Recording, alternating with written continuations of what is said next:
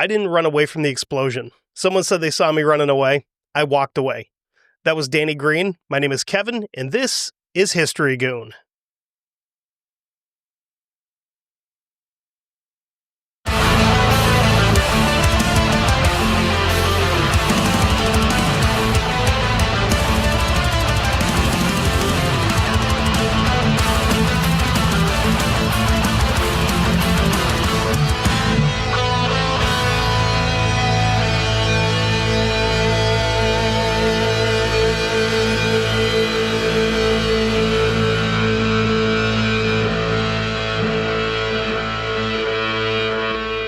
What is going on, everybody? We are back again, and this time it's been a little bit. It's been a few weeks since we dipped our toes into the world of organized crime, which seemed to have been a popular choice in the last one. The last time I did one, everybody seemed to like that. And like I said, I don't really want to do true crime stuff because, I don't really want to do serial killers and stuff like that. There's people on this network. There's people on 1159 that are going to do that a hell of a lot better than I am, so I'm going to leave it up to them. I, on the other hand, really like doing, again, organized crime and all that stuff. So we've got another one for you, and we're going to a weird location for it. I'm sure we've already heard the guy's name, Danny Greene, and some of you may have known who he is because of a movie that came out here not too long ago. But we're not going to New York. We're not going to Boston. We're not going to Chicago. We are going to the nation's 54th biggest city, Cleveland, Ohio. Usually when I think of Cleveland, I think of unfortunate sports franchises and sadness. I don't usually think about the mob. I mean, most of the time when you think anywhere in the Midwest for Mafia stuff or organized crime, you're thinking Chicago. So not only do you have organized crime in Chicago, you've also got the Savella family in Kansas City, and their whole thing was established pre-World War I, and in some form is still kind of around today, depending on where you want to look. So one of my favorite things about Mafia episodes are the nicknames that these guys have that they give each other and give themselves.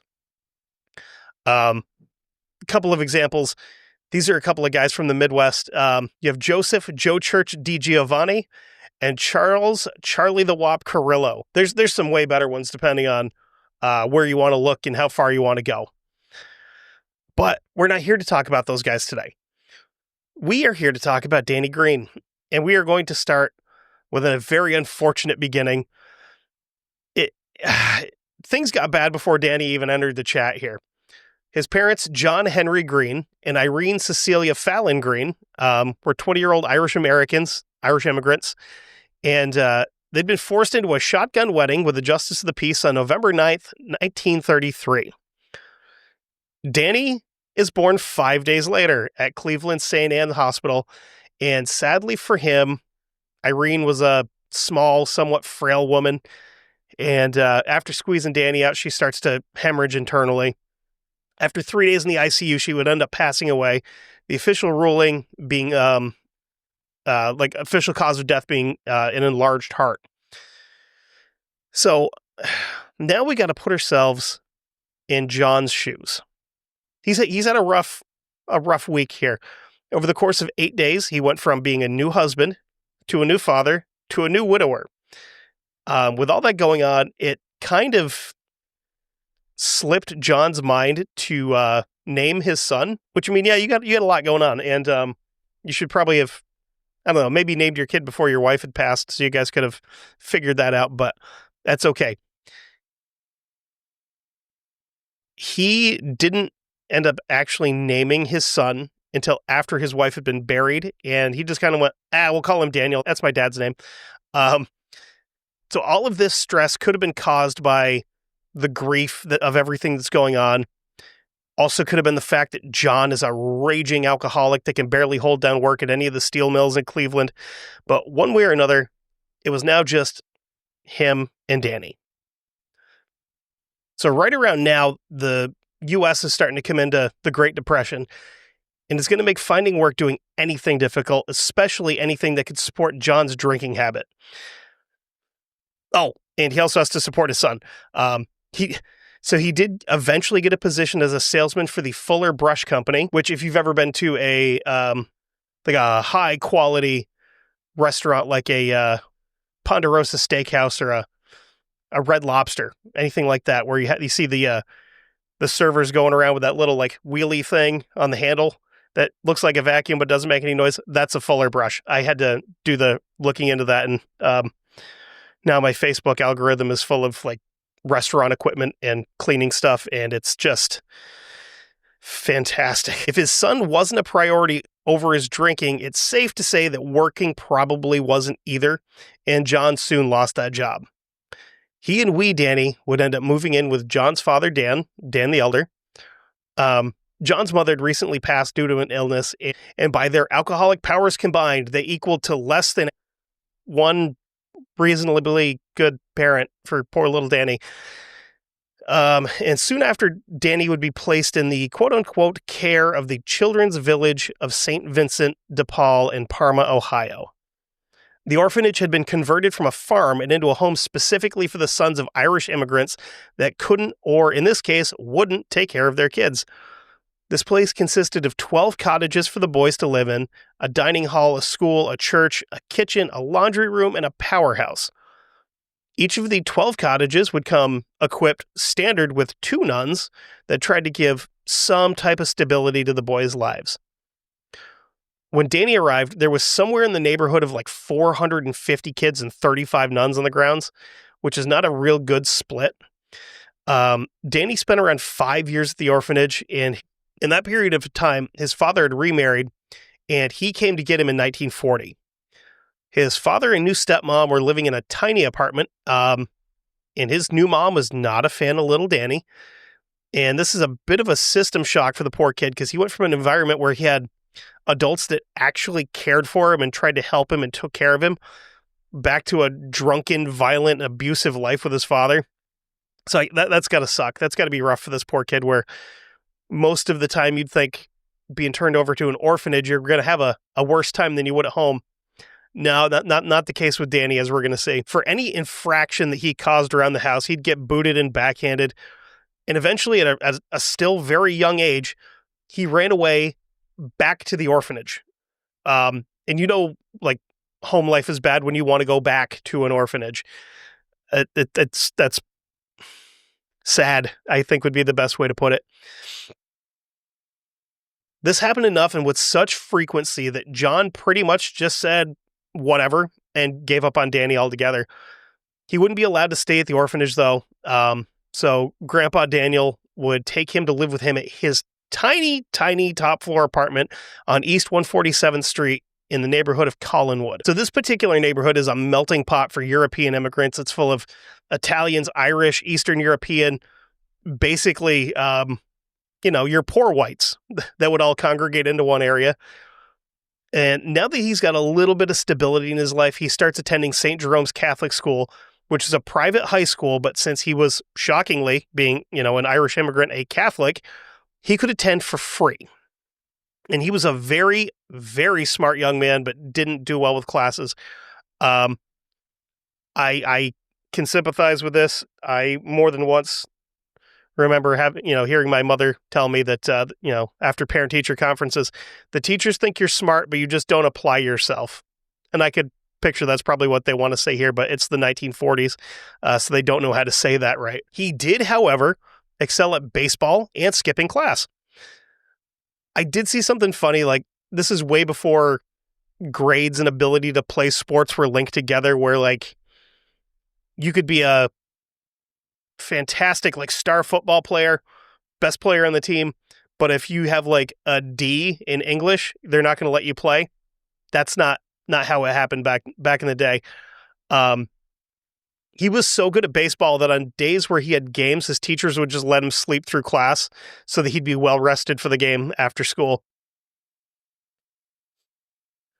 So on the days that he decided not to go to school, he'd be out running the streets and also hanging out with a crowd that played dice like a lot.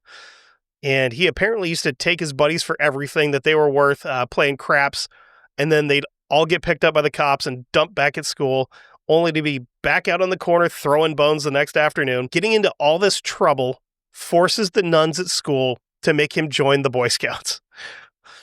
Well, everyone else is out like helping old ladies cross the street and learning how to tie half hitches. Danny is shooting pool and playing dice. One of the only meetings he would end up attending would end in panic and hilarity when Danny got bored and crawled under the tables and gave his scout leader what is referred to as a hot foot. Now, this is a prank.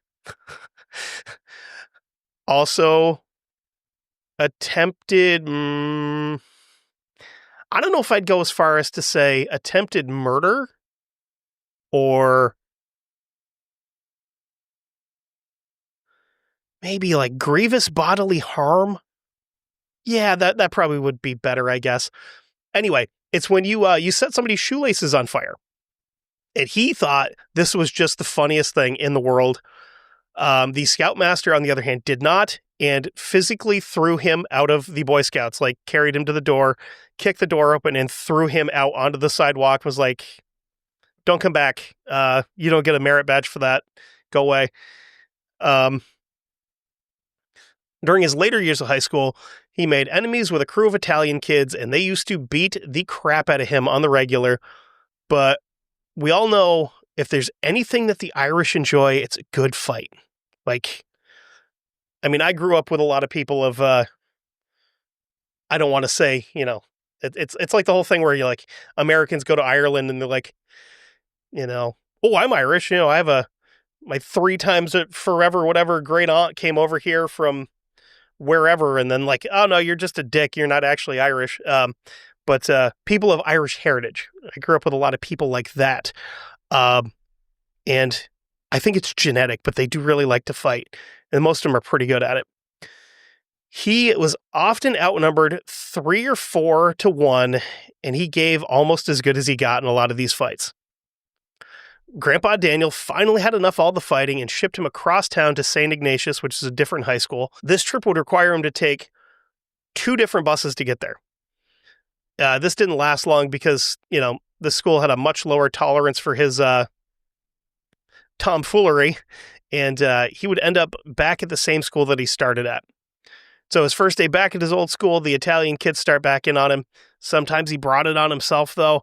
There are plenty of times where he would run into one of them in the hall, and I'm not going to use his exact words because I did take the exact quotes from a book, but I don't know how we feel about the name calling. So I'm going to refer to these.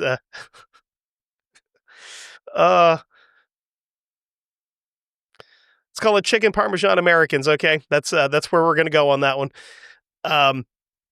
And that would usually result in him getting his ass whooped pretty good. Around his senior year, he had enough of school and decided it's time to move on. This isn't working out for me anymore. It's not you, it's me. We had a good time together, but I need to work on myself. So he's got his grandfather to give him permission to join the Marine Corps. And he obviously went to boot camp at Parris Island, which I know that there is other Marine Corps boot camp places you can go to, but where he's located at, he's going to Parris Island because he's closer to the East Coast than he would be to going to anywhere in California. So he's at Parris Island, and he spends most of his time after that in the Marine Corps on Camp Lejeune, hopefully not drinking the water because he could have a case at this point, I guess. And if I remember correctly, what was it? Mesothelioma, I think is what they were getting there. Yeah, I'm pretty sure that's what they were getting out of the water because it was like, I don't remember the exact story, but there was like runoff from like jet fuel or something in the water, and like a bunch of dudes were getting sick, but it's like they're Marines, so they're like, they're really not that sick. I mean, they're still doing whatever. So Danny was a natural with firearms, and he would end up teaching a lot of firearms courses. And of course, he also kind of took up boxing because poor Irish kid, that's kind of what they do. I think we talked about that in the Joe Barboza episode too, where boxing is a sport of poverty because you don't really need equipment for it. Everything you need was installed previously for the most part. And boxing and guns are really going to come in handy for this guy in the future. So stick that in your, got a little pocket, just pop it in there. So while he's in, he's having a hard time keeping himself out of trouble. But like nothing bad enough to get kicked out.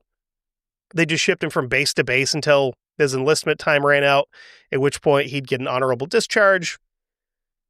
Peace be with you. Goodbye. Do whatever you want now. So after he gets out of the Marine Corps, he decides he wants to travel a bit. He wants to see the world. He moves to New York City on December 17th, 1953. He then married a woman named June Tears, which is going to be an ironic last name for poor June here shortly.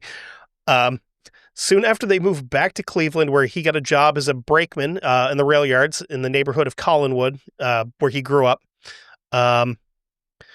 Everything's going great, happily married, decent job, slinging brake handle on trains, life's good, until a few months later that he finds out that June was already legally married to another man. So, being a rational adult, he kicked her out and filed for divorce in 1956. Coincidentally, by the time the divorce was finalized, he had already remarried to a waitress named Nancy Hegler. So, I think it's probably safe to say that his relationships with June and Nancy were running consecutively. I think would probably be safe here. The now happy couple would have a pair of daughters, and they give them the most Irish-American female names they could give them, Sharon and Colleen. I mean, I feel like everybody around here has got an Aunt Colleen or an Aunt Sharon. There's a ton of them. And then you get closer to Massachusetts, and that number, it's like the closer you get to the border, the higher the number goes until they reach somewhere in the middle, around Bennington. But that's a town nobody's ever heard of in Vermont, but it's okay. Now, with 2 kids and a wife, the brakeman money isn't really cutting it anymore. He talked to one of his uncles, and he gets him into the local 317 of the ILA, which is the International Longshoremen's Association. So he's about to go do some union work. As a member, he'd show up to the docks every day, show his card to prove that he wasn't a scab. He's not there trying to get work because some union guy didn't show up. He's a card-carrying member. And this work would include loading and unloading ships filled with grain, iron ore, cars, other stuff like that. And while he's working the docks, Danny gets really, really into his Celtic ancestry. At this point, he's consumed just about every book and article that he could on the topic. He's reading about all of the greats. A couple of guys I'm going to cover at some point. Vercingetorix, Brennus, and just basically anything that he can find about these guys where they're fighting the Romans. Because this makes him think, hey, my ancestors fought the Romans all the time. Romans are nothing more than old-timey Italians. That's probably why I don't get along with Italians now. Which is silly, but for a guy like Danny, it makes sense. It's just how his brain works. So Nancy would eventually get sick of him, and in 1960, she files for divorce, claiming, quote, gross negligence of duty. With that divorce, Danny doesn't waste any time. He finds a new Nancy. This one's last name is Kelly. And they would have 2 sons, Daniel Jr. and Michael, obviously.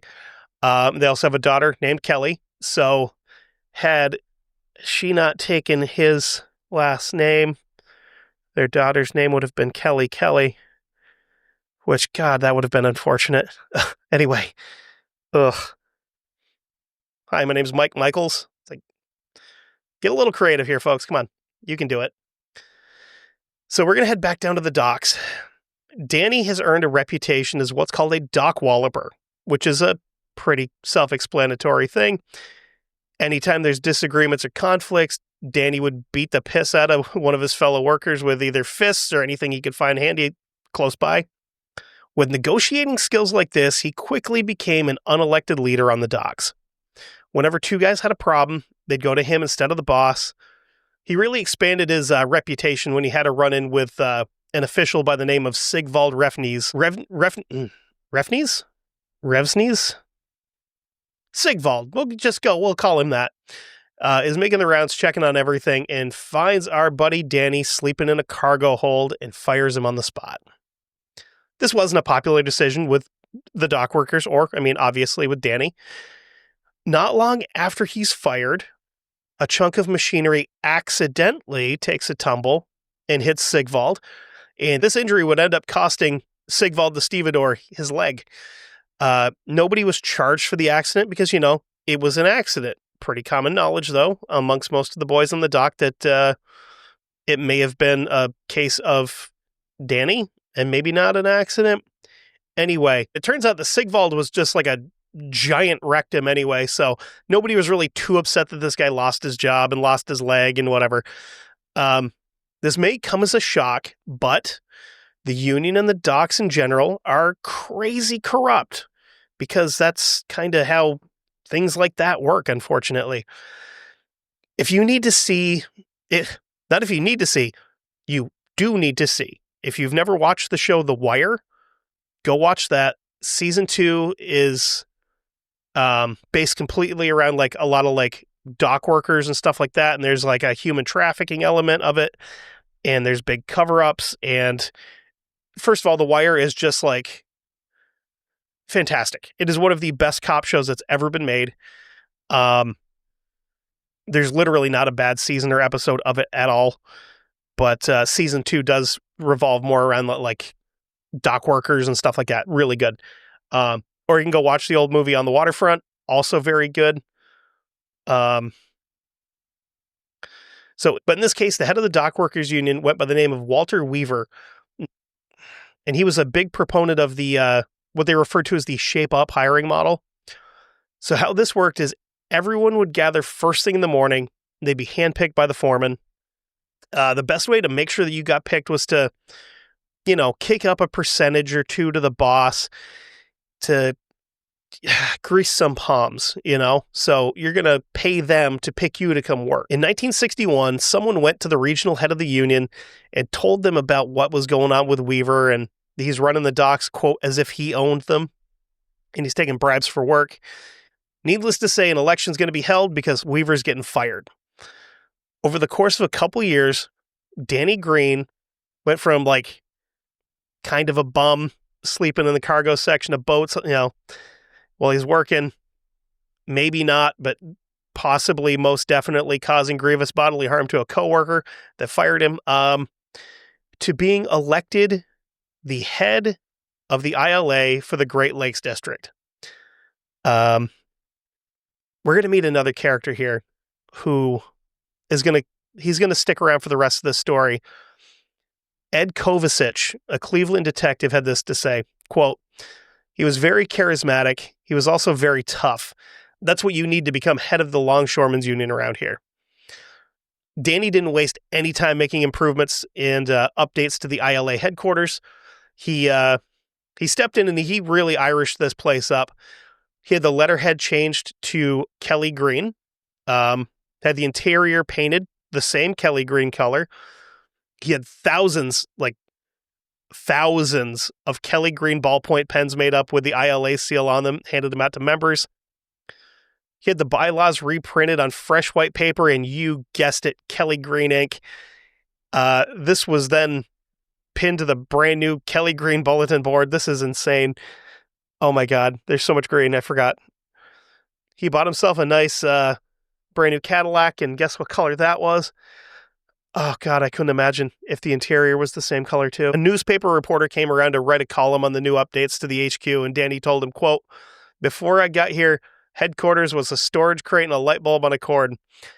Then there was his office." So let's step into his office here. Every wall in his office has got framed photos of like big time Irish American politicians, like former New York Governor Al Smith, who was at the time a presidential candidate, James A. Farley, who was the Postmaster General. And next to his desk, he had a bronzed bust of JFK. This is before his head was exploded. mysteriously, of course, because we still don't know that, like, I'm not going to say anything. But he also had a bust of Jackie's head, her head, not, you know. So between the two busts that were like facing each other sat a mint condition in a display case Kennedy 50-cent piece. This dude is so proud of his heritage that it's like, it's uncontrollable, right? So now that we've talked about Danny a little bit, let's talk about some of his boys that are out on the docks. His inner circle consisted of Chauncey and John Baker, Keith Ritson, who was apparently, like, from all accounts, Keith Ritson was absolutely out of his mind. Kevin McTaggart, Leon Skip Pontkever, and an ex-boxer, Arthur Sneppinger, who also had another skill set with explosives, we'll call it. Danny referred to these guys as the grievance committee. So we all know that any like self-respecting gang needs gang colors. And Danny is sitting there thinking around and he's like, I got it. We're going to get these guys leather jackets, custom-made leather jackets, Kelly green with white sleeves jackets. So they look like Letterman jackets, but they're just so green. So green. The primary workload that these guys took on was keeping the members in line by any means necessary. One of these guys got arrested, and in his interview, he told one of the detectives, quote, if a union member complained, he's getting a beating. If someone went to the cops, they'd catch a beating. If anyone spoke ill of Danny Greene, they'd get 2 beatings. So Danny's taking this pretty seriously, obviously. Word of some of these beatings gets back to Detective Kovacic, and he pays Danny a visit. Quote, everything was green. Everything. Danny Greene was all green. When we asked about the beatings, he went into his act. He started preaching about the struggles of the working man. I looked at my partner and told him, we just met Marlon Brando. That was a scene from On the Waterfront. Then he went off about the Italians. He called them just about every ethnic slur in the book, and I think he even made up some in describing the Italians from Collinwood. It was pretty obvious he didn't like them. The detectives left without arresting him because, shockingly, nobody's going to press charges against Danny. Because somebody like this, in a position of power like this, if you press charges against them, not only are you going to get your ass kicked by one of his boys, you're also never going to work for him again on the docks, which means you're not going to make any money there, meaning that if you want to stay working on the docks, you've got to go to a different city, like on the lake, to try to find work, or try to join a different union. But if you do that, they're going to call your old union and go, hey, this guy's here looking for work. Why is he here looking for work? Why isn't he working for you? And they can just go, oh, because he's a scumbag and he's starting trouble. And they're not going to hire you because you're a scumbag and starting trouble, even though you're really not. Danny did a lot of stuff that previous union presidents didn't really do. First off, he walled off his office. It used to be that any member could just like walk right into the boss's office, make a complaint if you wanted to, just sit down and talk to him about whatever. He had a phone installed outside of his office that only rang to his phone in the office. If you needed something, you had to call him first. If you needed to pay dues, you drop them off through a slot in his office door instead of handing them off to somebody in person. He also raised union dues by 25% and fired 50 members that paid dues late on a regular basis. So that's, 25% is a crazy a crazy increase on your dues. And then like the 50 guys that were just like regularly a couple of days late making their, paying their union dues, just cans them. But of course you can't really fire somebody for that. So he was just like, they're all a bunch of drunks and bums and they're taking jobs away from guys that actually deserve them. And he also said that by getting rid of guys like this, it's actually making it easier for guys that pay their dues on time to get work. There were still those that disagreed with Danny, and when they voiced this displeasure, they are often visited either at the docks or at home by the grievance committee. Now, another thing with Danny is this guy loved being in front of the camera. He also liked talking to newspapers, anything where he could tell somebody, my name's Danny Greene, and somebody's going to listen, he's going to do it. He's very, very publicity oriented when it comes to this. Whenever there's a union strike, he'd make sure that his guys showed up in droves and they filled out the numbers. Then boss man Danny would show up and use one of his favorites in front of the camera. Quote, "I want you to know that those are my men from Local 1317 who are out there doing their duty on the picket lines to protest the unfair treatment of the union members on strike." Blah, blah, blah, blah, blah. Okay. We get it. So head back to the docks. He had an interesting way of dealing with difficult shipping companies. So if the ship boss got like a little pissy with Danny, he would tell his guys like, "Hey, listen, be real careful when you're in there unloading stuff. It'd be a shame if you broke some lights, knocked some stuff off the walls, maybe accidentally on purpose disabled some machinery, whatever." And if that didn't work, sometimes shots would end up being fired. No joke, guys would like take pot shots at ships to scare the bejesus out of the crew, and then they would take back off into the lake. Because you have to remember, this isn't a dock like on one of the coasts where they're bringing stuff in from Europe or South America or Asia. This is on Lake Erie. So this is stuff coming in from like New York, other parts of Ohio, Michigan, and Canada. So they're not like fleeing back into the sea. They're just like, we'll go to a different dock. We'll unload somewhere else. On one occasion, a company of stevedores are just, probably should have mentioned this earlier, just a fancy word for dock workers. This group of stevedores are on the payroll of the shipping company, decided that they're going to bypass the docks in Cleveland and go to Ashtabula, which is about 58 miles from Cleveland. Danny catches wind about this, shuts the ports down throughout Cleveland, and orders his men from Local 1317 to get to Ashtabula and start picketing on the docks immediately. So when the regulars from the Ashtabula docks showed up to work, they're met with a wall of picketing union guys, and nobody dares cross it, not out of respect, but out of fear. So when the stevedore boss shows up to see what's going on, Danny pulls him aside and he takes him to a local diner. Gets a seat. Danny goes back out to his car and he comes back in with a bottle of like really good Irish whiskey, places it between them on the table. And they have breakfast for about 4 hours. And over the course of that 4 hours, Danny's taken a couple of like real good slugs out of the bottle, but he had this trick where he'd make it look like he was drinking way more than he actually was. And in the meantime, the stevedore boss is getting just absolutely wrecked off his face.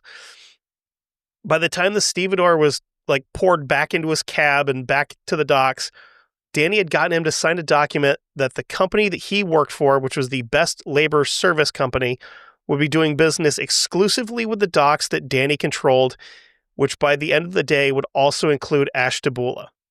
So he now controls docks 58 miles away from his office, and he got this giant shipping company guy wasted and kind of like forced him into making a deal where they're only going to work with him, which is kind of scuzzy, but at the same time it worked. So, I mean, if it works, it works, right?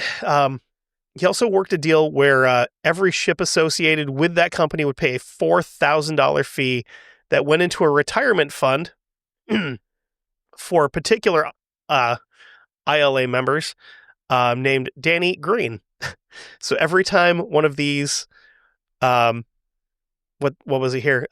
Best Labor Service Company ships came through, every time one of those ships docked to be unloaded or loaded, they paid a $4,000 fee that went directly into a bank account for Danny Greene. So he's really smart, but he is definitely a scumbag that is just stealing money from people. In a really short period of time, he's gone from an absolute nobody on the docks to now an important member of society. And like he's having dinner and rubbing elbows with local politicians. And he also starts getting to know some of the guys in the Mayfield Road mob, which were part of the Italian organized crime syndicate that was kind of part of the greater underworld of Cleveland.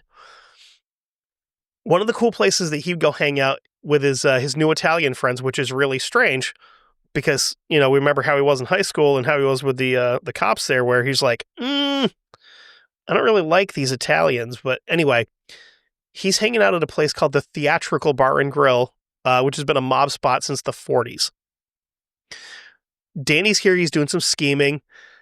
He met a pretty waitress and convinced her to quit her job and become his quote-unquote personal secretary. He also decided that such an attractive woman shouldn't be driving around in a hunk of junk car like she was, so he bought her a brand new car. And he paid for this car by raffling off the old company car.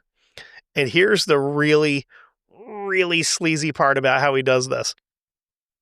He informs every union member in good standing, meaning that you have been working regularly and you're paying your dues on time, that, hey, you guys are all going to be buying tickets, like books of raffle tickets. Not, I want you guys to, I think it'd be a great idea to. You're going to be buying these raffle ticket books. So his goons go around and they start handing out books of tickets with an attached note that says, quote, "You have been issued 5 books of tickets for which you are responsible. Regardless of whether you sell them or lose them, the face value of these tickets is $30 per book." So after the raffle's all said and done, Danny goes back to his newfound running buddies. He's running around town, meeting his mobbed up friends. One guy he gets in pretty tight with is a gentleman by the name of Junior Short, who is also a stereotypical mobster. When I say stereotypical mobster, I mean he was very, very rarely seen not chewing on Cuban cigars. If you went to his office, he had a 12-gauge shotgun in his desk drawer and a 22 pistol in his jacket pocket. I mean, you may as well have just written, like henchman across his forehead, and that's what he is here. Danny would have meetings, including a few at Junior's home, but while out and about, Danny ran into and became friends with a guy named Nunzio Triscaro, who's the head of the local 436 Excavation Drivers Union, which, I mean, could we have been any more stereotypical about, like, it's an Italian guy in construction who is also in a union? Like, if I was a cop, I'd be like, listen, every single one of these guys is in the Mafia. Why can't we just hit him with RICO? Which I don't know if RICO's a thing yet or not. Anyway, these are all criminals, but we can't do anything about it because we can't do anything about it. But at this point in time, due to like all of his connections that he's got, Triscaro is the second biggest teamster in the state of Ohio, after one that I'm pretty confident everybody has probably heard of, a man by the name of Jimmy Hoffa. Some old school like FBI files have kind of fingered him as the missing link between the union and the underworld. It's hard to say. I'm not a criminologist or whatever the hell they're called. Triscaro had a neat little side business that caught Danny's attention. He owned a day labor company that worked on the same old shape-up model as the unions did on the docks. When Danny needed extra guys for the 1317, he would call Triscaro, and he would send as many guys as Danny needed. These guys would have to pay a, quote, daily work fee, which Danny and Triscaro would split in some fashion. I'm sure that Triscaro is probably getting the bigger cut due to having to facilitate the whole thing and send guys to go work for somebody else instead of working for him, just to make it even, Then shortly after that, Danny would meet a guy that would alter his life forever named John Nardi. Nardi was family to some of the big-name mobsters in Cleveland, and in his mind, this gave him the right to lean on anyone in any business that he wanted to. By 23, Nardi was kind of a big name for the Cleveland Vending Machine Union, which, yeah, there's a union for everything, everybody. I know that there's a slot machine union in New Jersey and New York and down that way, where any of the little Keno machines or anything like that are in bars, all of that stuff's run by the Mafia too. So just know where you're putting your money while you're sucking back Shirley Temples or whatever you're doing. I remember the bowling alley in the next town over used to have one of those little Keno machines, and it was like, I never, I mean, I was a kid, I never got to try it, but like, it just seemed weird that you could like go to the bowling alley and sit in a bar and smoke cigarettes while your kids bowled and just force feed change into this thing. It's kind of weird. Anyway, to show that, like, he's a big tough man, he went into a bar where the owner had machines being serviced by non-union repairmen. After trying to explain to this recently immigrated man from Italy that the U.S. unions, we handle that stuff here. You have a problem, you call us, you don't call them. The owner told him that he had never had them serviced, and he would have them serviced by whoever he wanted because they were his machines because they came with the building. And Nardi decided that was incorrect and produced a blackjack and explained to him that, one more time, this is how unions work, and he beat the dog snot out of this guy. So, a little fun story off the side of that. The bar owner's wife was Irish American and just so happened to be the cousin to someone on the police department. So the cousin would take the story to a guy that he happened to know that wasn't, a name that may have come up a time or two and somebody's looking around into any kind of like old-timey organized crime. Probably never heard of him, Elliot Ness. So Elliot Ness is taking down, some people that are a little bit bigger, a little bit more important than John Nardi, like some fat guy in Chicago that, they got on, of all things, tax evasion instead of the, 2,000 or whatever people he had the deaths ordered of. He wants to take Nardi down, like, on principle, like, just for the fun of it, basically. So much to his surprise, a few days later, Ness was there when Nardi was cut loose with no criminal charges for any of this.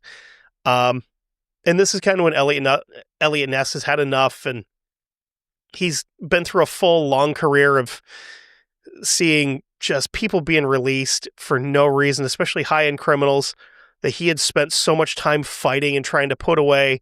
This was literally the last straw. Like, between this and the still unsolved Cleveland torso murders that are going on that he was working on, he just quits and leaves town. He's done copping, which is unfortunate because he was really, really good. So let's jump back to 1964. Danny Greene is on top of his game. One of the guys that was close to him would tell Rick Perello in an interview, that's a name we'll, again, stick that name in your pocket. We'll save that for a minute and come back to it here in a second. Quote, he'd bring 4 or 5 of us to the theatrical and pick up the check. He had portraits of all the officers and put in nice frames. He'd attend district conferences in Detroit or Milwaukee, and he bought himself a green caddy, all paid for by the local. So that brand new car that we auctioned off to pay for the new car that he has bought his side piece was not the only vehicle that he had bought with union money. So with all of this union money going out, Danny obviously needs money to start coming back in. And he's got a good scheme set up for just such an occasion with an unexpected partner. He arranged a deal with the Sherwin-Williams and International Milling Company, known for making very expensive paint and paper products, respectively, to have all their base ingredients or components or whatever loaded and unloaded by his ILA guys on the Ohio docks. Danny pocketed a quote-unquote finder's fee of $25,000, and the SW and IMC would pay the salaries of the longshoremen for the loading and unloading. So anytime one of these ships comes in, they're paying to have them unloaded on top of whatever fees that they already have to pay to have them unloaded. So he's double dipping hard and making a bunch of money. But of course, all of these checks that are being written to cover, paychecks and all this other stuff are being written to Danny Greene personally, and that money would trickle down a little bit back to the boys on the dock. As the ships are coming and going, being loaded and unloaded, Danny was about to meet another man that would become very important in his future. FBI Special Agent Martin McCann calls Danny to a meeting at this little Irish pub in Akron. So Danny sat in his car and scopes the place out. He figured that if anyone was like out to arrest him, they would have just yanked him out of the car by now. So he heads in. He found McCann and sat with him, and they drink for a while, and they're making some small talk. Obviously about their shared Irishness with a last name like McCann. After a while, the meaning for the meeting finally comes out. McCann admitted that he was part of the organized crime division and that he'd be willing to pay Danny for any information on his Italian counterparts. He made it crystal clear that he wanted nothing to do with putting Irish criminals in jail. Quote, "I could care less what any of you Irish hooligans are doing. We want the Italians. You find out what you can about men like John Scalish, and we'll look the other way when it comes to the petty stuff that's going on down to the docks with your union local." He saw this as a win-win. And I mean... Don't blame you. Damn good deal. Damn good deal. Because the FBI is leaving him alone. They're going to take a few Italians off the board in the meantime. Life's good. A big driving force behind this was FBI director and fishnet enthusiast J. Edgar Hoover, wanting to put as much of the quote-unquote Italian mafia in prison as possible. So how this worked was like this. Danny kept his routine up, hanging out in the bars and nightclubs, rubbing elbows with Cleveland's Italian underworld, and McCann would let him know when any investigation was coming his way on the docks. So any of the FBI files involving Danny Greene would have him referred to as Mr. Patrick, which I'm sure tickled Danny Greene. When things are looking good, Sigvald resurfaces. His ugly head reappears with an ugly name attached to it. He's hearing a lot of talk from unemployed longshoremen about the scams and schemes of Greene. Turns out Sigvald's wife, Faith Corrigan, was a journalist for The Plain Dealer, which was a fairly big paper in Cleveland at the time. She wrote a letter to her editor that would end up making its way into the book Kill the Irishman that Rick Perello wrote. And the letter went like this. On the docks here in Cleveland, which warrants investigation, a company called Best Labor Services, Inc., with offices at 3030 Woodland Ave, supplies longshoremen to the stevedore companies. The men are hired daily since the requirements for their service vary accordingly to their work. 21 day, 50 the next. They are paid by the stevedoring firms the regular longshoreman's rate, which I believe to be close to $3 an hour, which, I mean, back then, that's not bad money. However, the checks are delivered to an agent of Best Labor, which is entitled to cash them. The workers get $1.25 an hour, of which 17 cents is charged to labor. The rest goes to Best Labor. The workers are mostly Negroes, many illiterate and falling under the category of moving meat. They have no idea how much money they're really entitled to, and that the papers they sign give Best Labor the right to an exorbitant rate. Cleveland Stevedore has a contract with the union to get all the labor through the union, and the rumor on the docks is that Danny Greene, the ILA head here, is behind Best Labor Service since the workers are union members. On the books, Greene gets $6,000 a year salary from the union, but he drives a brand new Cadillac automobile and displays other material forms of wealth. I hear the Cleveland Stevedore Company is beginning to supply the men with their check stubs so that they will know just how much they make. This needs confirmation. The hourly scale for longshoremen is $2.68 an hour. By contract with the ILA, laborers must be hired through the union, which means calling Danny Greene each evening. Men from the Best Labor outfit show up for the jobs, while the union hall has men sitting around waiting for jobs. The only way the Best Labor outfit could learn about the jobs is through Danny Greene. You'll be supplied with a list of laborers involved next week. So the editor sent another reporter to the docks to look into these claims, so Sam Marshall would spend hours on the docks questioning the workers. Most would give him a blank stare or flat out tell him to kick rocks. There were a few, though, that spoke to him. One said, quote, "He had us by the short and curlies. If we didn't do what Danny told us, we might as well be invisible. Some of us work on the grain ships for no pay, and if we get upset about it, we don't get rehired." Marshall decided to be, be a big man and go right up and start talking to Danny. This would cause Danny to go off the rails. Shocker. This guy's got a temper? No way. He told Marshall, "This is the work of the Italians, that or disgruntled union men with an axe to grind, and they are making stuff up to my detriment." Of course, it's the Italians, because it always is, right? Marshall then published the story, and Agent McCann and Danny were equally upset. Federal attorneys started a full investigation into the docks, and more importantly, the head of the 1317, Thomas Gleason, the national president of the ILA. And he caught wind of everything going on, and he loses it. The September 15th, 1961 edition of the Toledo Blade had a snippet involving Gleason. Thomas A. Gleason said last night in New York that he ordered an inquiry after reading published reports of some complaints by members of the Longshoremen's Local 1317 that were forced to contribute to the union's building fund.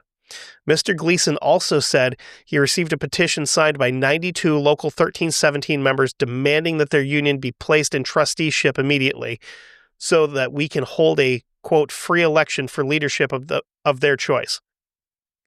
The dissident union members also asked Mr. Gleason to handle the investigation of union funds and to make an accounting of money members were allegedly pressured into giving the union by working without pay on grain unloading jobs. Danny Greene, local president, has denied any member was forced to contribute to the building fund and said donations were voluntary. He blamed the investigation on dissident members of the union. He blamed the investigation on dissident members of the union opposed to the takeover of the union in 1961. So now the government is clearly onto him, and he gets served a subpoena to bring all of the financial records for the 1317. And not long into the investigation, it's pretty obvious that he's done exactly the opposite. The investigators get a warrant and raided his office and found some paperwork that Danny maybe forgot that was there. It was in a box I didn't see. Whatever, I don't know. I can't be expected to take care of all this paperwork. What do you think? I am the head of the union? So it seemed that he may have forgotten to pay contributions to the welfare system, and it seems like he may have forgotten to pay taxes a couple of times. Whoops. They also found something odd. During the renovation of the headquarters, Danny had a series of microphones hidden in the walls and ceilings. No room is off limits. They were in the hallways, the lunchrooms, break rooms, around the coffee pot. They had some in the bathrooms where people were pooping, and they are all linked back to a hidden tape recorder in his office. So you can't even talk to the dude next to you trying to take a dump about how much you hate your boss, because your boss is going to hear it while you're talking to the dude next to you trying to take a dump in the bathroom. So the feds find the recorder in a pile of tapes in a secret hidden compartment in the wall, and they kind of take that too because it's all technically evidence. Danny went to visit his attorney's office trying to square away the heaps of evidence when a car crept slowly past his home in the Cleveland suburb of Willoughby, and a gunman opened up on the house. Dozens of rounds punched through his siding and windows, ripping into the house. His wife and their 2 daughters were inside, but completely unharmed, thankfully. Message sent, message received. After this incident, he would resign from the local 1317 on September 13th, 1964, which is also the date after he was suspended from any union activities. How convenient, right? The legal system does its thing, making the process as slow and convoluted as possible, and 2 years later, Danny Greene would be convicted on 3 counts of embezzlement and 2 counts of falsifying records. But here's the thing. This is Danny Greene's first offense, so the sentence was suspended from the 5 years he was facing. He's also, now he's just basically banned from any union-related activities. Within a few days of being ousted from the union, he started Emerald Industrial Relations. He specialized in quote-unquote protection against union discord and supply problems and work stoppages. So that sure sounds like he created a company to do strike breaking, which I'm pretty confident is illegal. But what do I know? So having no money after all of his accounts are frozen by the feds, he's in need of some startup capital. So he went into business with Uncle Frank Brancato, who was himself a former stevedore, and more importantly, he's in pretty tight with John Scalish, who is the godfather of Cleveland. Yeah, man, it's about to get weird. So Danny's first client was the Cleveland Solid Waste Trade Guild, which is just a super churched up way of saying, trash collectors union. At a meeting with the higher-ups of this union, which he wasn't supposed to be involved with because he's not supposed to be around any union activities of any sort, even if it's not a union he's worked for before, he told the members, quote, "If others don't join, we'll follow their trucks and take away their stops. Offer to pick up for less, take away their business at the cheapest price, and knock them out of the box. There are a lot of ways we can do this, and then we'll split up the stops and give them to the guild members." So by 1964, Danny had gotten in with an old-timey Jewish mobster named Shondor Burns, who, I could probably find enough to do like a Patreon exclusive with him if we want to do like that for some organized crime stuff, because I'm not sure I could do a full episode. I probably could. I just have to figure out if there's any resources on him. Anyway, they spend a lot of time hanging out at the theatrical. Burns saw a lot of his younger self in Danny. He's someone that's smart, formidable, tough. He can hold his own. Burns would end up turning over some of his business ventures over to Greene, mostly in like the black neighborhoods, collecting money and putting it back out on the street. Loan sharking, which, we've spoken about that before. And he's starting to make money pretty good, like considering he's putting it back out between like 5 and 25%, which the 25% is insane. Meaning like, so say you borrowed $100 from Danny Greene. You have to pay him back the $100, and then there's a 25% fee on top of that. So you have to pay him back $125. And then I'm sure if you don't pay it back within a reasonable time, that 25% goes from like a one-time fee to like it's 25% every day until you pay him back. And that could end up really, really costing you a lot of money or physical ability to move or be alive, depending, I guess.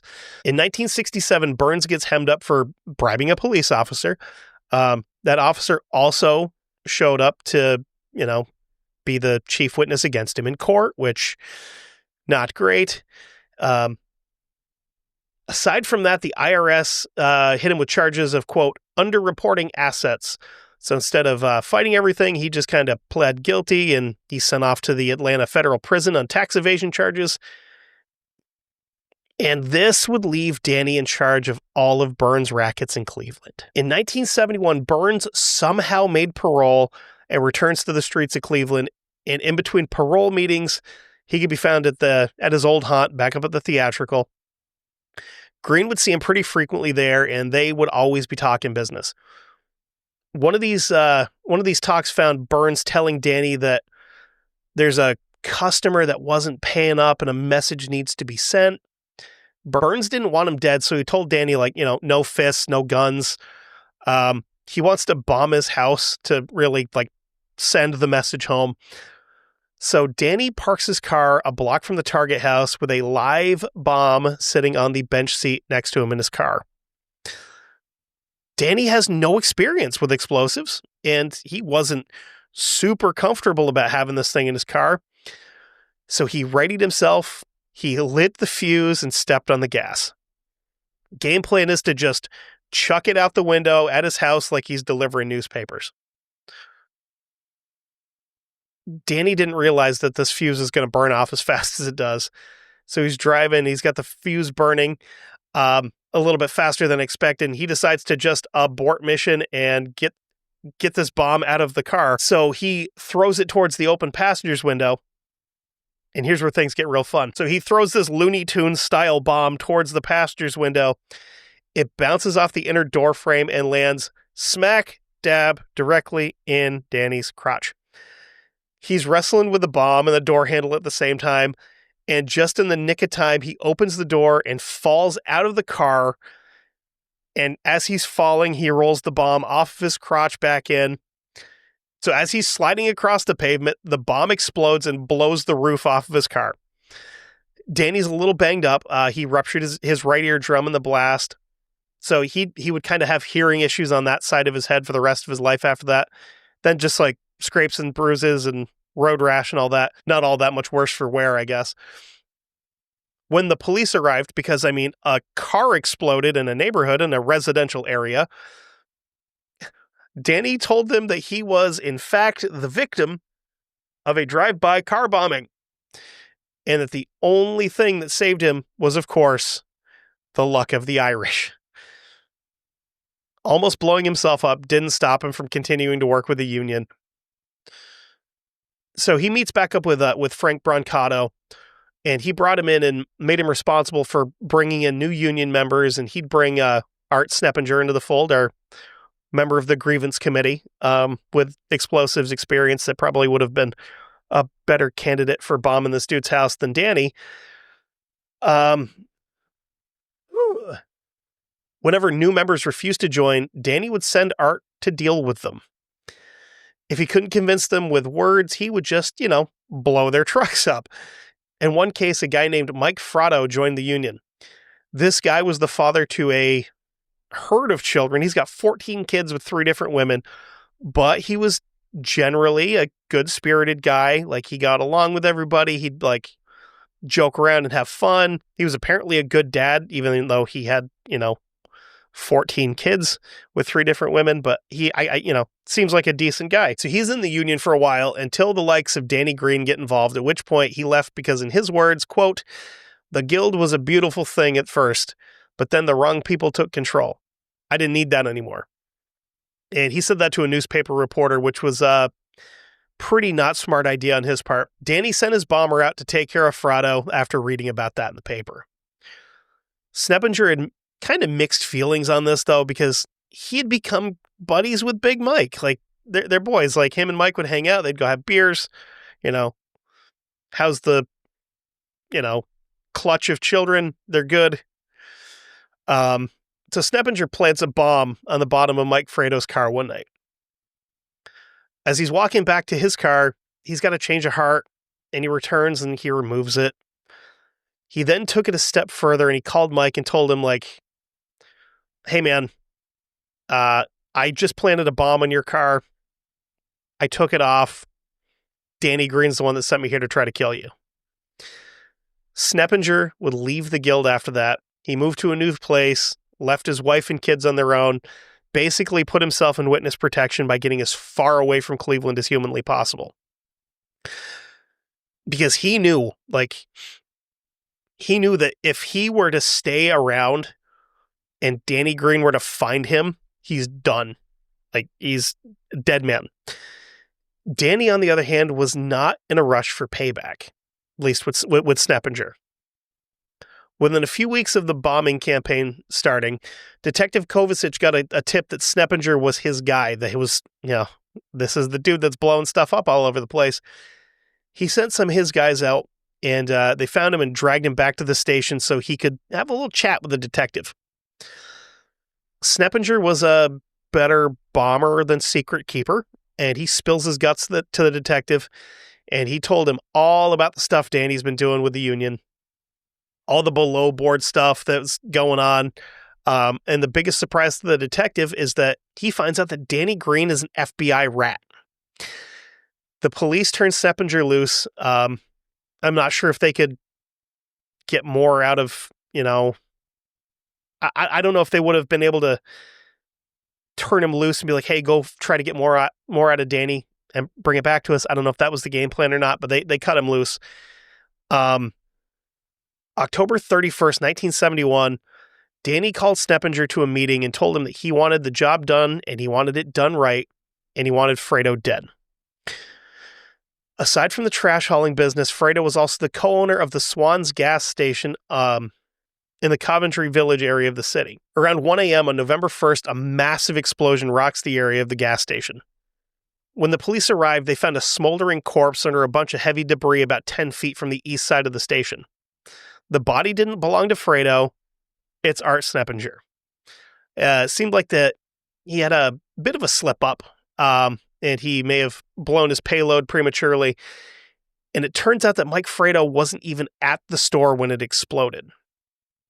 During a canvass of the area, more than one person witnessed a Kelly Green Lincoln cruising around and had been seen leaving the area with a quickness shortly after the explosion.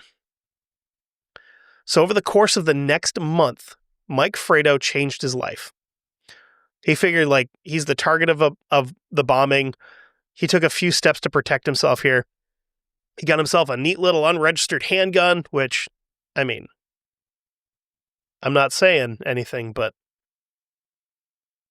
if I'm not going to register my car, I'm not going to... No, I'm kidding. He also made friends with a guy named Gus Palladino, who's an up-and-coming gangster for one of the smaller Italian families. Between the two of them, they came up with a great idea. We are going to kill Danny Greene. So between the two of these guys, they come up with a brilliant idea that Danny Greene couldn't kill Mike if Danny got dead first, right? On Friday, November 26th, less than a month after Sneppinger was blown up trying to kill Fredo, he and Palladino turned onto the intersection of 140th Street and Lakeshore Boulevard. Danny just so happens to be out walking his 3 dogs when he saw the Buick Riviera coming towards him.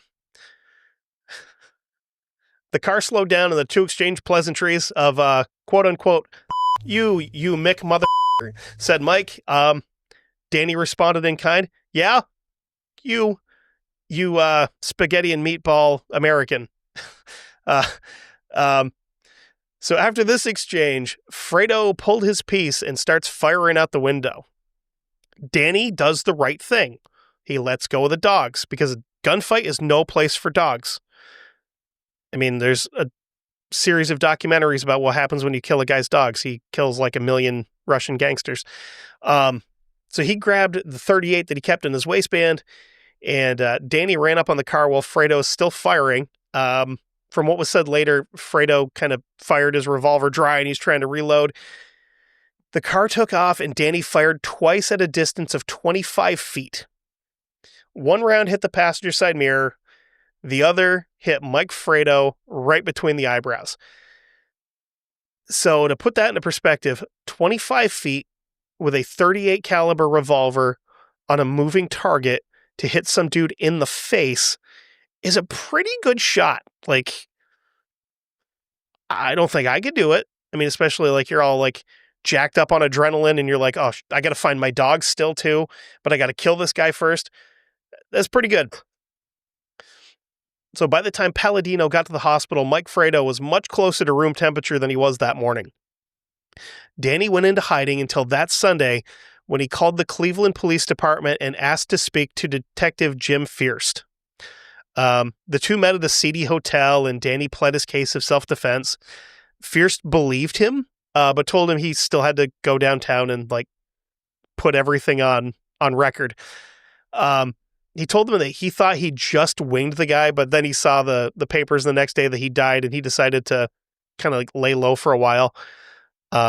In full disclosure, because Danny was an upstanding citizen, he told them where they could also find the gun. After talking to the police for over 2 hours, he's turned loose. Luck of the Irish, indeed. Because there's no charges, because it was self-defense, and he didn't think he actually killed the guy, and he gave them the murder weapon. So I really wanted to include this. Danny told his buddy Burns that he wanted to open a quote-unquote after-hours club in eastern Cleveland, where local connected guys could go and get drunk and gamble. After doing some math, Danny figured he's going to need about $70,000 to get it going. But due to his own terrible gambling, drinking, and whoring habits, Danny is flat broke. He asked Burns for a loan, but he's also kind of on the lower end of his funds. But he knew a guy that wasn't. So they take a trip east and have a sit down with Genovese crime family boss, Fat Tony Salerno, who, yes, eventually Yes. After they get a couple of drinks in him, Burns gets down to business and he asks for a loan on behalf of his Irish friend, to which Fat Tony said, quote, "Why are you getting involved with those crazy Irish? Our friends in Brooklyn," meaning the Gambino family, "are doing the same with those nutty Westies out there in Hell's Kitchen. You can't trust these Irish. They have no sense of honor." And I wanted to put that in there because I am also definitely going to be covering the Westies. I have, oh my God, 3 books on the Westies that I've read and reread, and I definitely will be covering the Westies. It's well worth it to talk about Mickey Featherstone and Jimmy Coonan and the rest of their crew. They are out of their minds. So after a few days being back in Cleveland, Burns got word that the money was his, but he had to figure out how to get it out to Cleveland. He sends a numbers runner and drug dealer by the name of Billy Cox to pick it up. Numbers runners were basically guys that, like, with any of the gambling stuff, these guys would be like running back and forth between bookies and like collecting the like lottery numbers and stuff like that, and then, turning them over to wherever and bringing them to everybody else to distribute it, to tell people, hey, here's your money if you want anything. If not, here's what you owe. He's also a drug dealer, so I mean, probably not the most upstanding member of society, I guess. Cox, being a drug dealer and kind of an idiot, decided that he could use the $70,000 to buy a bunch of uncut, pure cocaine and sell it for what he figured to be like $300,000. In the process of mixing the additives to cut the purity and increase the amount of product, the police are tipped off. So he's taken that $70,000 that he was supposed to bring from one of the scariest crime families in the country back to Cleveland, bought cocaine, bought all the stuff to cut it to try to sell more cocaine and make more money, even though there's less cocaine in what he's selling because there's all the cut and stuff in it. And the cops get tipped off while he's trying to cut it. And because he's a paranoid drug addict, he flushes as much of it as he could down the toilet and threw the rest out an open window. So guess who really doesn't care where the cocaine or money went? That's the Genoveses. As far as they were concerned, Danny wanted the money, and he was responsible to pay it back, even though it never made it that far, because this idiot took the money and literally flushed it down the toilet. Oh, boy. So, back to Cleveland crime families here.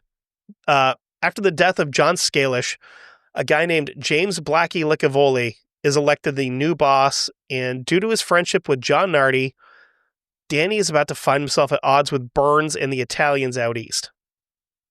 Shondor Burns went back to New York to have another face-to-face with Fat Tony. He told him the whole story about the money and all this. Salerno informed him that since he brokered the deal, Burns is actually responsible for paying it back, plus 5% a week, which that's a lot of money. But for the disrespect from Danny Greene, Tony Salerno told Burns to have him taken care of. When Burns returned to Cleveland, he's got a meeting with the higher-ups in the mob, and he told them that Salerno authorized a $25,000 open contract on the former head of the ILA, Danny Greene. So at this point, every Tom, Dick, and Nunzio in Cleveland saw this as a quick money grab, and they start attempting to kill Danny Greene wherever they can. One of these attempts came when Danny pulled up to get some gas. The station attendant noticed that there's, something hanging off the bottom of his car. Looks kind of weird. So Danny crawls up underneath the car and he finds that the duct tape that had been used to secure a bomb to his car had partially broken. So Danny, being a rat, got a hold of Detective Kovacic, and he didn't realize this. That I guess at this point, Kovacic had moved just a few blocks away from Greene out in Collinwood. And the pair of them meet up at a restaurant, and Danny handed Kovacic a battery, a timer, a broken clothespin, and a couple of blasting caps. So the detective's got all this random crap in his hands. He's like, what the hell is this? He's like, where's the dynamite if this is a bomb? And Danny's like, it wasn't dynamite, it was C4, and it's headed back to whoever sent it to me in the first place. Which is a wild thing to tell a cop. To be like, no, like, yeah, there was explosives with it, but I found them, and I've returned them to sender. Nothing like admitting to a crime, which is insane. March 5th, 1975, Shondor Burns is leaving Christie's Lounge where he'd been having some drinks with a couple of his buddies. He's telling him that, he's planning on moving down to Miami and he's going to spend the rest of his days on the beach just drinking, staring at half-naked women, living the life. He says his goodbyes, walks outside and climbs into his powder blue Cadillac Eldorado, which is pretty excellent, I would say, that's parked across the street from St. Malachi's Church. When he slid the key into the lock and turned it, the explosive that was rigged to the tumbler went off and cut Shondor Burns in half at the waist. The blast was so powerful that they found pieces of him on the stairs of the church, which is about 75 feet away from the blast.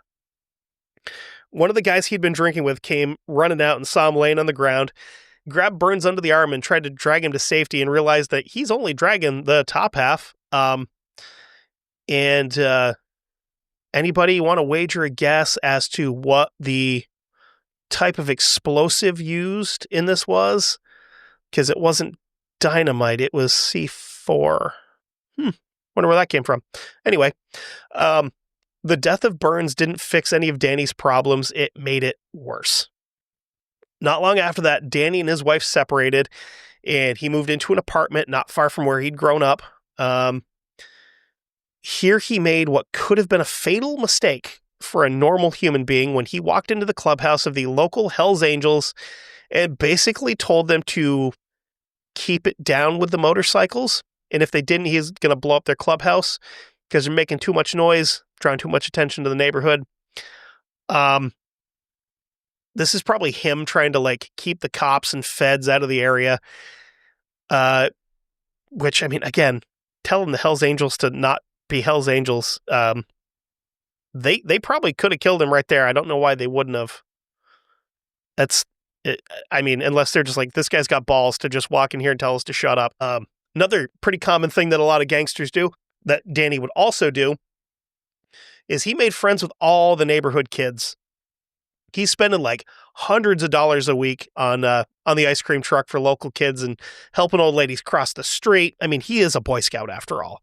But he still does have his enemies. May 12th, 1975, two guys trying to make a name for themselves and climb the ladder to bomb on the front and back of Danny's apartment. He's in bed with his new girlfriend when the first bomb went off and threw him out of bed. While he's laying on the floor collapsed under him and he ended up in what was left of the kitchen. Bruised, cut, battered, the proud owner of 2 broken ribs, Danny goes back up to check on his girlfriend. She dodged a bullet, an air conditioner, technically. It landed less than a foot from her head, and this is a 1975 air conditioner, so it's probably roughly the size of a Geo Metro. So if that had fallen on her, it would have just exploded her head like a grape. Unfortunately, Danny's 4 cats didn't make it out of the explosion. The dogs did, though, so there's a silver lining, I guess. Danny and his girlfriend got into his somehow undamaged green Cadillac and took off before the cops and bomb squad showed up. Detective Kovacic heard the explosion. He probably felt it also because he was that close. He's the first cop on scene. He apparently showed up in pajama pants, a bathrobe, and slippers, which is wild. When the bomb squad arrived, they found an unexploded unit on the back, which was a 6-inch by 4-inch block of C4 rigged up to a 5-gallon can of gas. If this one had gone off, it probably would have leveled half a block, because that's a lot of C4. That would have done some serious damage to the neighborhood. So Danny would eventually have the rubble removed, and he had a pair of single-wide trailers dropped off in the lot, one for his home, and the other is his office. He had a huge banner flying from the business trailer saying, quote, "Future home of the Celtic Club." A great detail. Was 90% of the time, Danny is just like hanging out shirtless in a lawn chair, drinking beer and waving at passersby. Like it's his full-time job. He's just, being a dude. A lot of people said that he was doing this to show that he wasn't scared of like whoever is out to get him. Basically, like, if you want me, you know exactly where to find me kind of thing. And he still doesn't have any issues giving interviews to the news, and he did it frequently. A few weeks after he started giving interviews, he decided to go for a jog, get some cardio in, So he's out for his run. He's not too far from where he self-defensed Mike Fredo when some guy hiding in the bushes up ahead takes a shot at him. This guy's about 200 feet away, and he missed. Danny hits the deck and returns fire. The sniper runs off, and Danny missed every shot.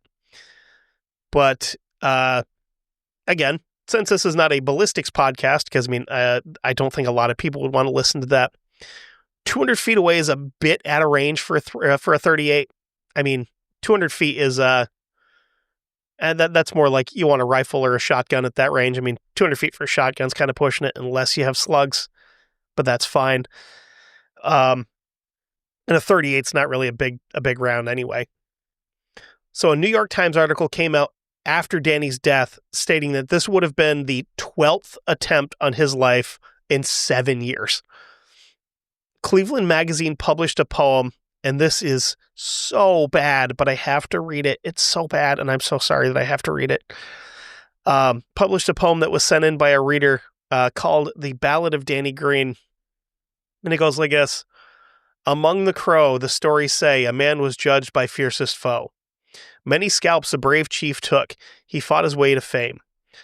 Often he outwitted death, ere history priced his name. A modern warrior known as Greene was very quick and smart and mean. He scrambled hard and fought like hell and led a charmed existence. That doesn't rhyme, sorry. They shot him down and blew him up with most regular persistence. Through guile and luck and skill, Danny Greene is with us still. He does his job as he must do with zeal, finesse, and pride. It's hard to keep a good man down with St. Patrick at his side. Someday he'll die, as we all must. Some will laugh, but most will cry. His legend will live on for years to bring his friends mixed pleasure. For he has done both bad and good and lived his life full measure. Ugh. God. If there's one thing worse than like having to out loud read terrible poetry, I would love to know what it is, because it's just, that was painful. Like, I felt that in my soul having to read that and just thinking that somebody wrote this and went, yeah, that's good. I'm going to send that to the newspaper. They're going to love it. And then, 55 years later, some jackass is sitting behind a microphone with a tweed vest and a tie on and going like, man, you're terrible at this. I really hope you didn't give up your day job to write poetry, because you ain't going to pay the bills with that, man. That's bad. Anyway, Danny started moving in on some of the traditional Italian rackets in the city due to some like fighting in the family. His old buddy, John Nardi, is about to make a power move and needed some muscle. And that's where Danny came in. Nardi's first move was against a guy called, remember those Mafia names we were talking about? Lips Masseri, who's running a gambling ring. He informed Lips that he was entitled to a part of that money. And Lips told him that he was entitled to nothing. Lips went to the new boss, Blackie Licavoli, and told him about this exchange. And that night, the pair decided that Nardi and Greene gotta go, like permanently. On a long-term basis, they have to be gone. The next move came against Eugene Casillo, who's Blackie's capo, so like a lieutenant, like basically like your third, fourth in line somewhere in there in the Mafia. They had to be careful because this is a man that once cracked a man's skull open over cheating at pool. Casillo was returning home July 22nd, 1976 from a dinner with some friends. He reaches the top stair onto his porch, and then the explosive device that had been planted next to the door in a flower pot went off. Dozens of nails ripped into his chest, side, and stomach. A few had made it far enough into his body to pierce his gallbladder and large intestine, which is pretty gross. He somehow survived this attack after of course, he's got a cousin right there. Because we're talking about the Irish and the Italians who, like, if anybody's got cousins, it's the Irish and the Italians. And one of his cousins just so happens to be walking by, and he dragged him off to the hospital. After a couple weeks in the hospital, he signed himself out and takes off for Florida. When word got out that he left the hospital on September 26th, another bomb exploded outside of his front door just to make sure, even though he's not there anymore. While Casilla was in the hospital, Lips Masseri went missing in mid-August. His car was found at the Akron Holiday Inn. That's got to be the worst place in the world to be found for anything. With a trunk full of blood, and the last time Masseri was seen alive was leaving his gambling hall where Nardi had confronted him earlier in the year.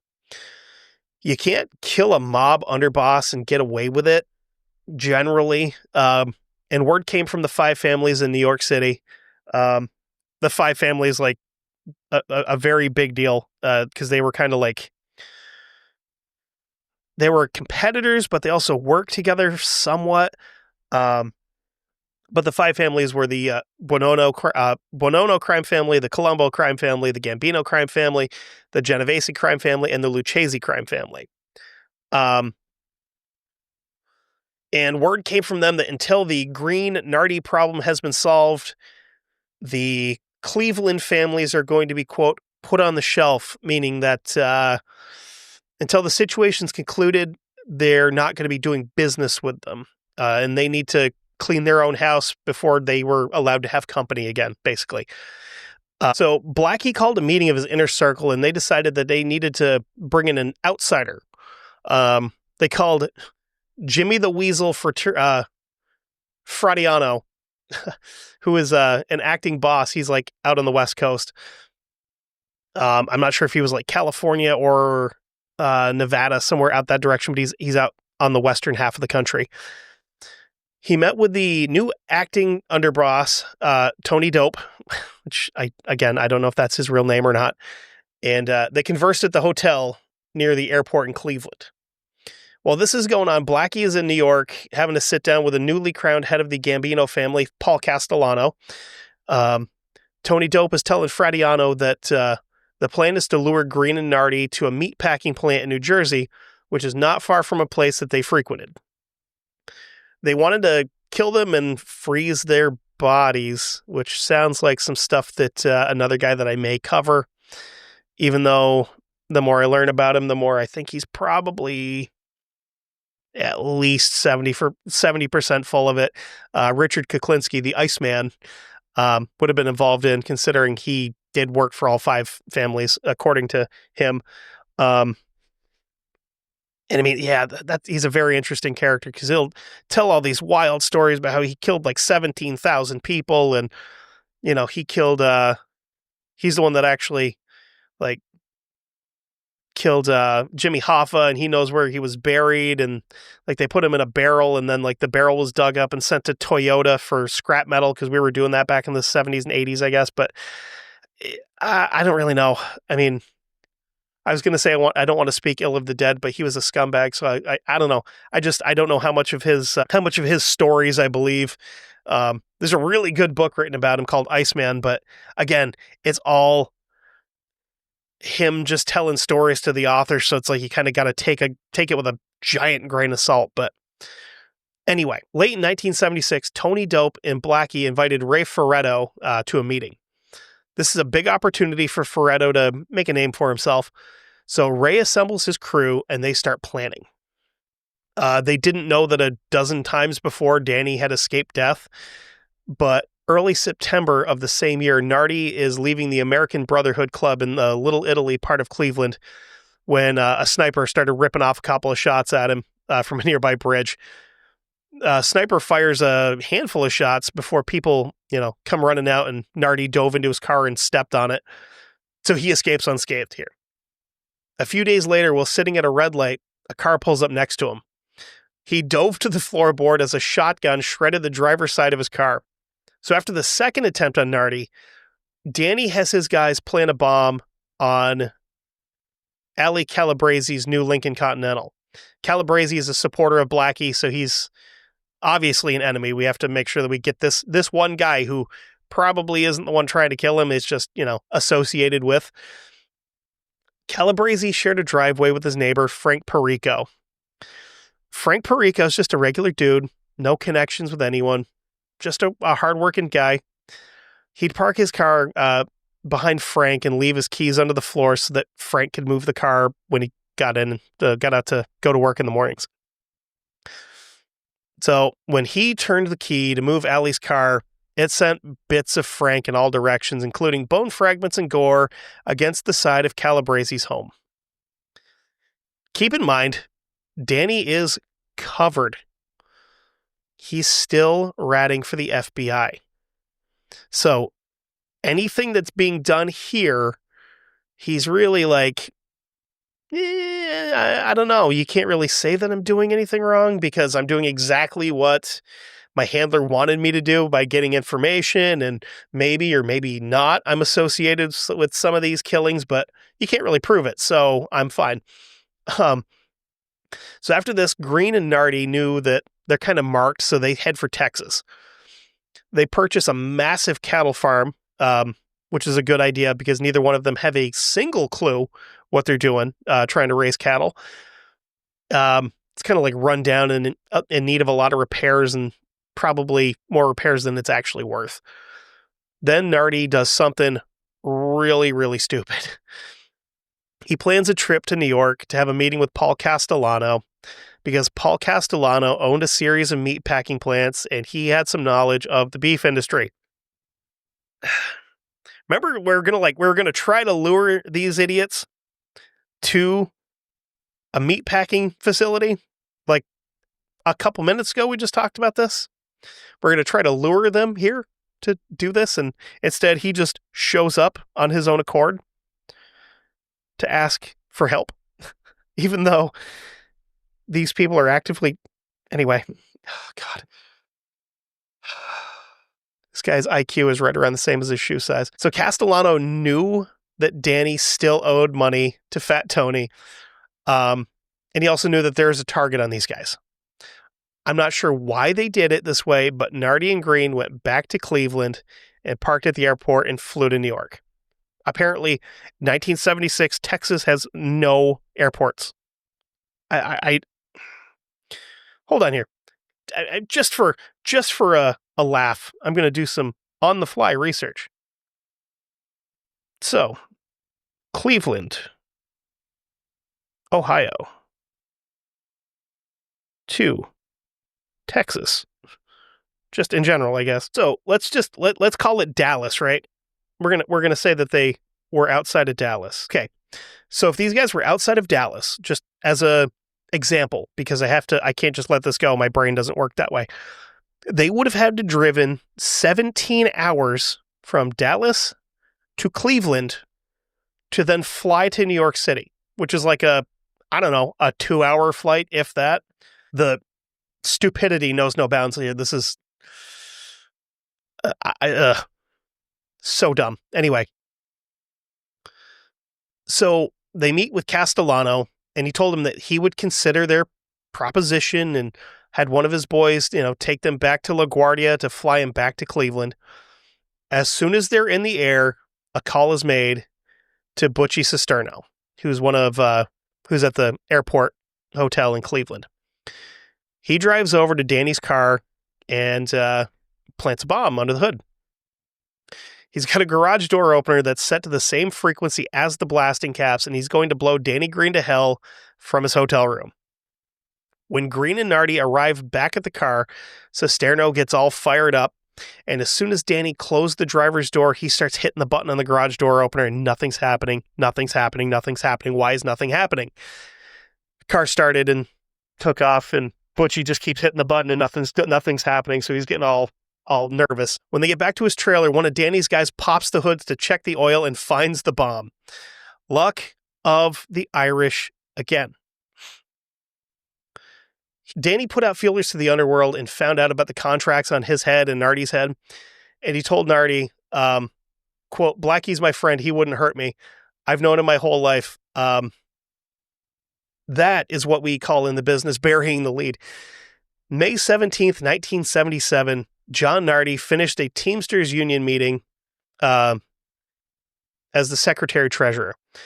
He was walking across the parking lot when he hit the button in his pocket to open the car door and start it. This is actually, I guess, a pretty common trick for like gangsters back in the day. They would have some kind of a device rigged up to start the car remotely, which, I mean, that's not anything big anymore, but they could also open the door to make sure that there was nothing connected to that to set it off. So as he climbed into his 1976 Olds 98, which is a sweet car, he's good. Everything's good. Closes the door. The red Pontiac next to him explodes and kills him. Several pounds of nuts and bolts struck Nardi's torso. The explosion was so powerful that it ripped the roof off of both cars completely. Nardi was still alive when his brother Nick got to him. By the time the ambulance arrived at St. Vincent's at 3:30 p.m., he's dead. 2 weeks after Nardi was exploded, Tony Dope Del Santer died of an unexpected heart attack. After the wake, Cleveland mob boss Blackie Licavelli took Ray Ferretto for a drink and they start talking business. He played a tape that he had acquired from the dental offices of Dr. Candoli for all the gathered associates. The call was between Danny's girlfriend, Debbie, and the receptionist. Debbie explains that Danny had a loose filling. It's kind of bothering him and he needs it fixed because it's just annoying. It's kind of painful. You know, if you've ever had a loose filling, it's not great. The Cleveland mob now knew where Danny Greene would be for a little bit. On October 5th, Ferretto drove to the apartment of Ronnie the Crab Carabia, where they would assemble 3 sticks of dynamite, nails, nuts, and bolts into a bomb. The following day, Ferretto drove a blue Plymouth into the parking lot of the Brainerd Medical Building. The Crab followed in a maroon 1970 Chevy Nova, which, again, pretty sweet car. He parked next to the Plymouth, and they climbed into the passenger seat next to Ferretto. At 2:15, another vehicle, a dark-colored Chevy, parked on the other side of the Plymouth. This car contained 2 men with high-powered rifles. These guys were the contingency plan, I guess would be the best way to put it. If the bombs didn't go off, the rifles definitely will. At 2:45, Danny Greene's green Lincoln rolled into the parking lot and into an empty spot between 2 other cars. This kind of throws a little bit of a monkey wrench into the works, and this crew starts to panic a little bit. Danny walked within 50 feet of the vehicles full of men that wanted him dead. They didn't realize that the leather bag that he was carrying had a Browning high power and enough 9mm rounds to start and end a small-scale mob war. The shooters took aim, but were waved off as 2 women walked out of the building and directly between them and Danny. At this point, the gunmen they're like about to blow this, and Danny had just parked between 2 other cars and things aren't going well. But an opportunity is about to show itself. The women passed between Greene and the shooters, climbed into the car, parked on the driver's side of Danny's Lincoln. Carabia scrambles back into the Nova, gets it back over next to the Green Continental as quickly and carefully as possible, arms the explosive, and runs back to the Plymouth. Ferretto approaches the car with the shooters in it and told them, hey, just get out of here. We got it covered. Things worked out. The plan's going to be fine. So Carabia is sitting in the car with a detonator in hand. Ferretto gets back in the car, and as soon as Danny walked out of the building at 3:25, they pulled out of the parking lot very slowly. Carabia is glued to Danny's every move as he squeezed between the Nova and the Continental. So here's the thing with old Lincolns, is they've got really, really long doors. The Nova was parked close enough that Danny had to be careful not to ding someone else's car. So as Danny Greene is gingerly opening the door to the car, the Nova exploded, throwing him into the air. Danny landed on his back at the tail end of his own car. His clothes are almost completely blown off and missing. His left arm is blown off of the shoulder. What was left of it would be found over 100 feet away from the initial blast point. The luck of the Irish has officially run out. Ray Ferretto is thrilled that he had killed the Irishman. That excitement isn't really going to last all that long, though. Just as the Nova exploded, he made eye contact with the driver of an oncoming car. Her name's Debbie Spoth, and since we know her name, we know that that's probably not a great thing. Her husband, Greg, was in the passenger seat. As the cars passed, she noticed someone messing with what looked like a remote control car controller in the back seat.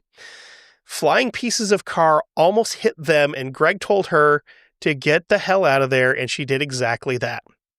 She pulls a hard U-turn and gives chase.